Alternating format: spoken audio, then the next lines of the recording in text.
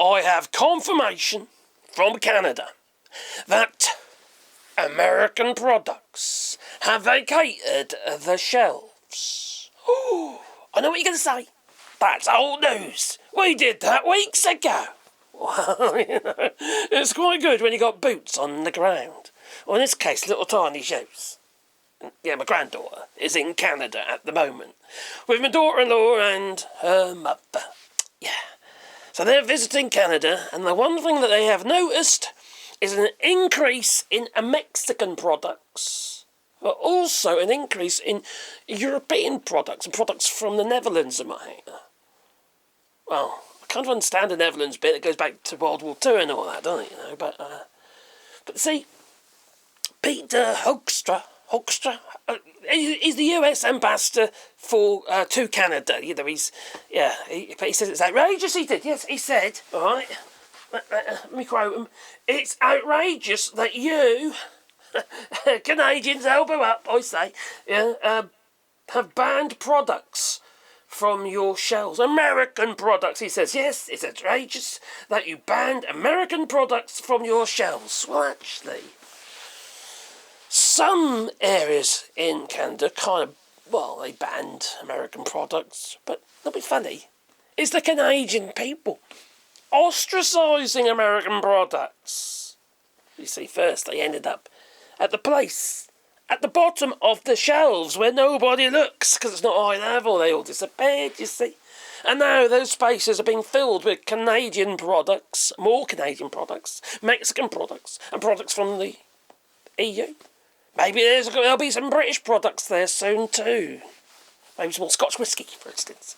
But there you go, you got your Canadian whisky, so you're alright, aren't you, But Sod Flip and Jack Daniels, that's a load of shite anyway, let's be honest. It makes you feel bloody sick. I can't stand the stuff. Anyway, now they've done it to themselves. But the sad thing is, with everything that's going on, and this sentiment between Canadians and the United States, it causes animosity. It also causes animosity within families, especially families who live close to the border. You've got some people who live on one side, and the other half of the family lives on the other side of the border. And with everything that's going on with the checks at the border now, which weren't there before, and rectal tests, probing, all that stuff, and soon you'll be scanned to see whether or not you're pregnant, because they've got rid of Roe versus Wade, and you're going to end up with your women and what have you coming from the United States doing a bit of tourism, because that's reversed, isn't it? Tourism, birthing tourism, I don't know, whatever you like to call it anyway. So they used to go to the United States to get their birthright citizenship, but that's the other way around, though. They're fleeing the United States to get abortions instead. Some cases into Canada and some cases into Mexico, which is obviously extremely dangerous without any comeback, any aftercare. When we feel they have to leave. And hopefully they haven't actually registered the birth yet. You say they're looking at scanning people at the border. This is what's going on, and then you've got they can photograph the faces and stuff like that, and for biometrics and shit.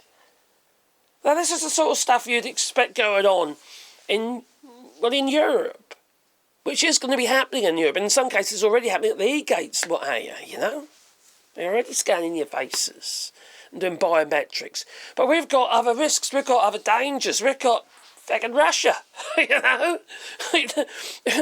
is a big place. It's a very big place. And there are some rogue nations there to boot, there is, and some of them are actually in the EU. Hungary, Slovakia. You could even argue, not really. Yeah, because Meloni's far right, but she kind of hasn't done much in the way of far right politics, has they? Realise when they get into power, they can't actually do it. No, especially if they want to remain in the European Union. If you want to leave the European Union, obviously you want to go more far right, which means you want to hurt people. That's exactly what's going on in the United States, and that's why one of the reasons why Canada's pushing back. And so they should. They should look after their own people. And, actually, they look after people in general because they're decent folk. Unlike what's going on in the fucking red districts and stuff. I know they're not everybody voted for Donald Trump in those red states. I said districts, red states. No, of course not. But where you got massive majorities, oh, it don't look good, no. They're happy for a handmade style, and obviously, Canada wants nothing to do with that. Although Mark Carney apparently has confirmed that they are in talks with the United States for a golden showers. I apologise. That wouldn't be Mark Carney's bag. No, well, I hope not. Anyway, no, a golden globe. No, not the awards and that. No, like a golden dome. That's it. A golden dome with the missiles and stuff. For air defences, so nothing can get through. 170 odd billion that's going to cost. Maybe it'll get a bit more high tech. Maybe they should have drones everywhere. Drone swarms, maybe. And the drone swarm can make the dome. And they can all be painted gold to keep Donald Trump happy. We know how he likes to paint everything gold. Just look at the frickin' Oval Office. What the hell's gone on there? It's like some kind of boudoir. Blimey. All that sleazy, sneezing, slow, crikey. It looks disgusting. But he likes it, but that's Trump all over, isn't it? And there's golden showers, and there's golden toilets. And probably gold leaf toilet paper. I don't know, whatever, but they just smudge it around. It'd be like that hygienic toilet paper. It's like greaseproof paper, that sort of thing. Well, anyway, that's another story. And another video, and another channel, if you know what I mean. Oh, yes. I'm sure Jeffrey Epstein would have been there too if he was still alive, if he wasn't murdered by those who, maybe even Donald Trump. Who knows, Who knows? They know he knew too much, that he did. But anyway, that's another story. And like I said, another channel. Crikey, golden showers and all that. Oh, I'd love to see those videos. Anyway, will you most kind and boot the old like button, maybe subscribe to the channel, little bell icon, because then you get one buzzy video in your pocket every time I upload another video.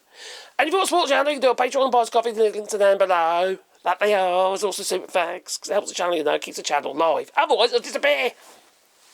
Where's it gone? Oh, fuck, I'm still here. Well, if you can't do any of that, just boot the old like button and maybe share the videos. It helps, it does. Anyway, elbows up, Canada. You've got a better future than your neighbours. That you have. Toodaloo.